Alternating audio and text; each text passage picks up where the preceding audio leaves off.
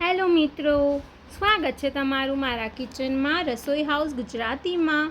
મિત્રો, આજે આપણે બનાવવા જઈ રહ્યા છે સરસ મજાના 5 લોટથી મુઠિયા બનાવીશું। ખૂબ જ સરસ લાગે છે મિત્રો। તો ચાલો આપણે બનાવવાનું શરૂ કરીએ। તો સૌથી પહેલાં અહીંયા આગળ મેં બાજરીનો લોટ લીધો છે, પછી આપણે જવનો લોટ લઈ લઈશું, મકાઈનો લોટ લઈ લઈશું, ઘઉંનો કકરો લોટ લઈ લઈશું, પછી બેસન લેવાનું છે અને ઘઉંનો લોટ લેવાનો છે।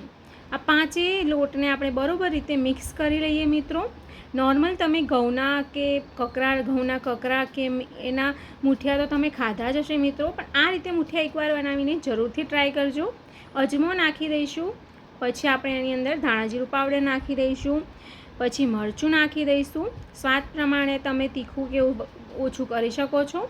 હળદર પાવડર નાખી દઈશું, તલ નાખવાના છે મિત્રો। અહીંયા આગળ તલ નાખવા ખૂબ જ ઇમ્પોર્ટન્ટ છે। મીઠું નાખી દઈશું અને મીઠું નાખ્યા પછી આપણે એની અંદર તલ નાખી દેવાના છે। તલ થોડા આગળ પડતા નાખવાના છે, તલથી ટેસ્ટ ખૂબ જ સરસ આવશે મિત્રો। મુઠિયાની અંદર અહીંયા આપણે નાખી દઈશું આદુ મરચાંની પેસ્ટ નાખવાની છે, તો તે ખૂબ જ સરસ લાગે છે। લીંબુનો રસ નાખી દઈશું, અડધું લીંબુ નાખ્યું છે મેં અહીંયા આગળ। ઉપરથી થોડુંક તેલ નાખી દઈશું અને છેલ્લે ખાંડ નાખી દઈશું। હવે શું કરીશું મિત્રો કે એક દૂધી લેવાની છે અને દૂધીને છીણી લેવાની છે। મેં અહીંયા આગળ 300 ગ્રામ જેટલી અહીંયા આગળ મેં દૂધી લીધેલી છે મિત્રો। આ દૂધી છે મિત્રો, તો તમને એકદમ જ બહુ વધારે પડતી નાખશો તો મુઠિયા એકદમ પોચા બની જાય છે, એટલે દૂધી તમારે માપની નાખવાની છે, એ વાતનું ધ્યાન રાખજો અહીંયા આગળ।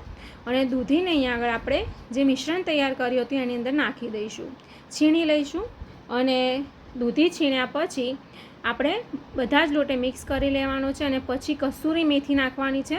અત્યારે તો સિઝન નથી મેથીની, એટલે સૂકી મેથી મેં નાખી છે, એને તો ટેસ્ટ પણ સરસ જ આવે છે મિત્રો।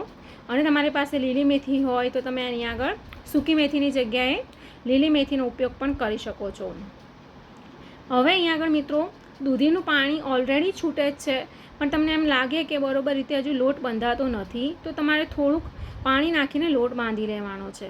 મેં આગળ સ્ટીમર મૂકી દીધું છે ગેસ ઉપર, સ્ટીમરને પાણી નાખીને હવે ગરમ થવા મૂકી દઈશું। ડીશ પણ મૂકી દીધી છે અને આ રીતે તમારે મિત્રો મુઠિયા વાળીને સ્ટીમ કરી લેવાના છે।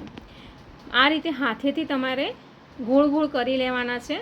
આ મુઠિયા બનાવીને તૈયાર કરી લીધા છે મિત્રો। હવે ઢાંકીને 20 થી 25 મિનિટ સુધી રાખીશું। 20 થી 25 મિનિટ સુધી રાખ્યા પછી મિત્રો તમે જોઈ શકો છો કે આપણા મુઠિયા બનીને તૈયાર થઈ ગયા છે। એક ચપ્પુની મદદથી ચેક કરી લેવાના, જો ચપ્પુ ક્લીન આવે તો સમજી લેવું કે આપણા મુઠિયા બનીને તૈયાર થઈ ગયા છે। હવે અહીંયા આગળ ઠંડા થવા મૂકી દેવાના છે। પંખા નીચે તમારે 5 થી 10 મિનિટ રાખશો એટલે મુઠિયા આરામથી તમારે ઉકળી જશે। આ રીતે તૂટશે નહીં અને એક બાજુ ચોંટી પણ નહીં જાય। તમારે ઠંડા થયા પછી જ કાપવાના છે। આ રીતે મુઠિયાને ગોળ ગોળ રાઉન્ડ શેપમાં આપણે કાપી લેવાના છે। થોડાક મિત્રો તમને ફાટી શકે છે, પણ તમારે અહીંયા આગળ એ વાતનું ધ્યાન રાખવાનું છે કે ધીરે રહીને જ કાપવાના છે બધા જ મુઠિયાને। અને મુઠિયાને તમે મિત્રો જોઈ શકો છો કે અહીંયા આગળ બધા જ મેં કાપી લીધા છે। હવે એક પેન લેવાનું છે, કઢાઈ લઈ લઈશું। કઢાઈમાં આપણે થોડુંક તેલ નાખી દેવાનું છે મિત્રો, અને રાઈ અને જીરું નાખી દઈશું। પછી એને તતડવા દેવાનું છે અને રાઈને જીરું તતડી ગયા પછી એની અંદર હિંગ નાખી દેવાને છે અને એક મુઠ્ઠી ભરીને આપણે તલ નાખવાના છે। હવે જે મુઠિયા આપણે કાપીને રાખ્યા હતા એ બધા જ મુઠિયા આપણે નાખી દઈશું અને આ વઘાર કરી લીધો છે આપણે મિત્રો।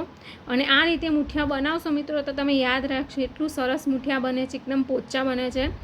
તમારે બધા બાળકોને પણ બહુ જ ભાવે છે। દૂધી તો આમ કોઈ ખાતું નથી હોતું, પણ આ રીતે તમે દૂધીનો ઉપયોગ કરી શકો છો અને બાળકને પણ ખવડાવી શકો છો। તો મિત્રો આપણા સરસ મજાના એકદમ હેલ્ધી અને પૌષ્ટિક મુઠિયા બનીને તૈયાર થઈ ગયા છે મિત્રો। તો તમને વિડીયો સારો લાગ્યો હોય તો પ્લીઝ મારી ચેનલને લાઇક કરજો અને સબસ્ક્રાઈબ કરવાનું ના ભૂલતા મિત્રો। આવી સરસ વાનગીઓ તમને રોજ મળતી રહેશે। વિડીયો સારો લાગ્યો હોય તો પ્લીઝ સબસ્ક્રાઈબ કરી લેજો।